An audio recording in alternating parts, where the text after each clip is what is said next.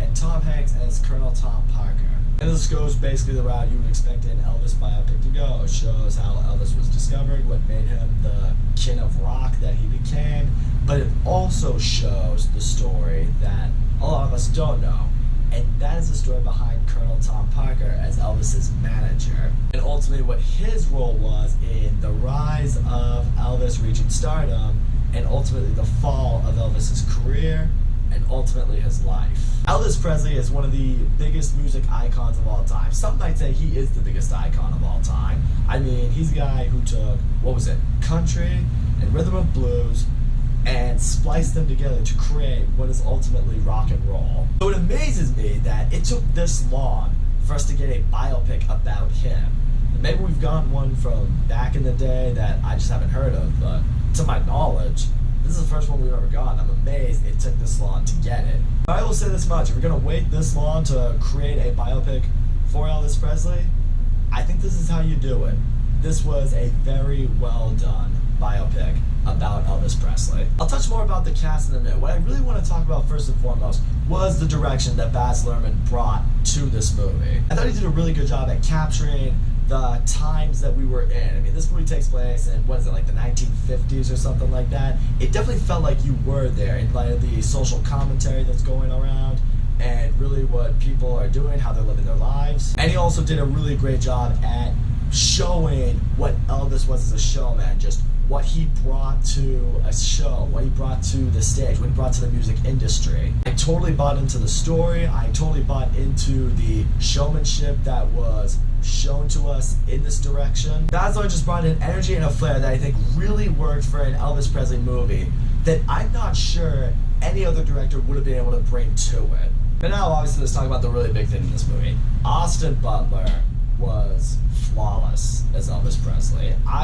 I felt like he was Elvis Presley. Even if some people don't think he looks totally like him, because I will say in some of the real life footage you are shown in this movie, maybe towards the end of his life or towards the later years in his career, he doesn't look exactly like Elvis Presley looked, but that does not even matter. Austin Butler plays this role so well, he completely commits to it, that you're completely able to let that slide. Everything about him just screamed Elvis Presley. I mean, his personality, his voice, the way he sang, the way he moved, the way he was able to put on a show, and you just look out and you see every single woman in the audience's ovaries exploding. There's not a moment in time that you look at this movie and you're just like, that's not Elvis Presley. No, through and through, the entire movie, I believed Austin Butler was Elvis Presley. That's how great his performance was. I didn't really know Austin Butler from a whole lot before this movie. I mean, I know he was always cast as like the really good looking kid in like a lot of those Nickelodeon shows from back in the day. But aside from that, not much. I think he was one of the Manson family murderers in Once Upon a Time in Hollywood.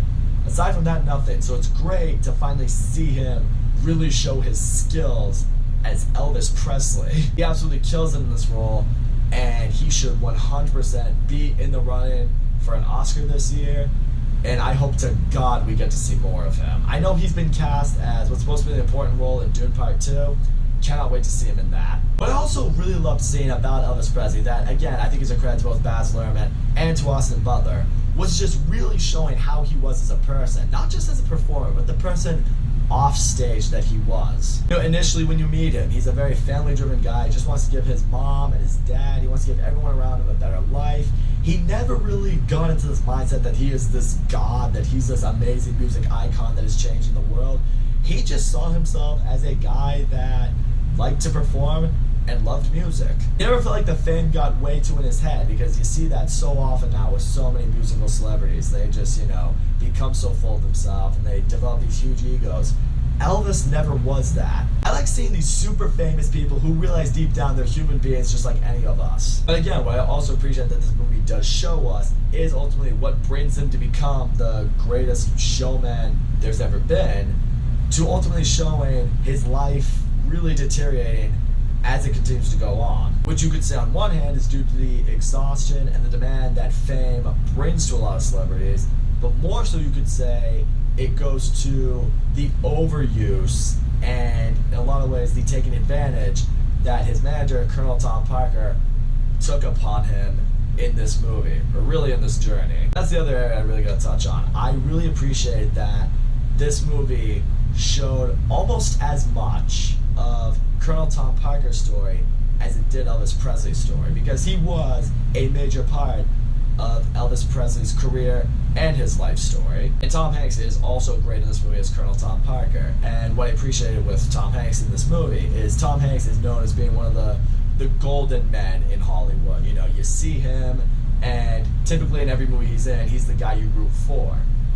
That is not the case in this movie. In this movie, he is this piece of shit manager who sees Elvis Presley, and you know, the money signs are going all around his head, and he's all like, oof, that's my destiny right there. Because he portrays what I'm sure most managers are. They're these evil, slimy little snakes that see talent and see potential, and they make it out to these people with this talent. Like, I want to make you a household name. I want to show you to the world. I want you to be able to show off your talent. I want you to be rewarded for your talent. They're thinking like they have your best interests at heart. They want to make you the best version of you. They don't give a fuck about that. They see you and they see a paycheck. And you saw it as this journey went along. He is bleeding Elvis dry. He's working him like a fucking mule. He is driving him out of his mind. He's ultimately driving him away from the stuff that means the most to him. His life, his home, his family even. When people say that Tom Parker is part of the reason that Elvis Presley ultimately died, by the end of this movie, you totally believe it. And a lot of people might say that this movie could serve as that little cautionary tale for anyone out there who's maybe got the potential to be famous. It's like, choose your managers and your agents as wisely as you can, because a lot of them out there will find you in a time where social media is as big as it is, and it's a lot easier to find people to become famous. There are a lot more of these managers out there who are ready to take advantage of you, and they'll have you riding that high for a long time, but when you come crashing down, you come crashing down, and you're not going to get back up. As far as some flaws with this movie go, I will say this much.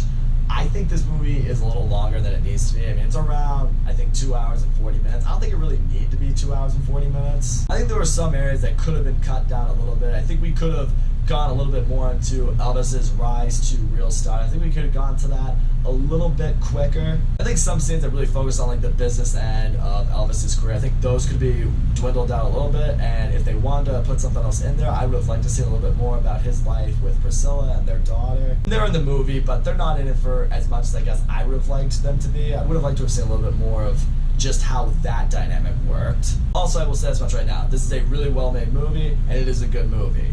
That being said, I don't know if it's a movie that I am ever going to go out of my way to see again. But all in all, that's what I would say. Elvis is an extremely well-made biopic that I think absolutely did the King of Rock justice. Austin Butler is fantastic in this movie. I think his performance alone is worth the price of admission. It's great to see Tom Hanks play this slimy, disgusting, greedy human being that is using Elvis to make himself better in life. I think seeing actors take on roles that are a little bit different for them.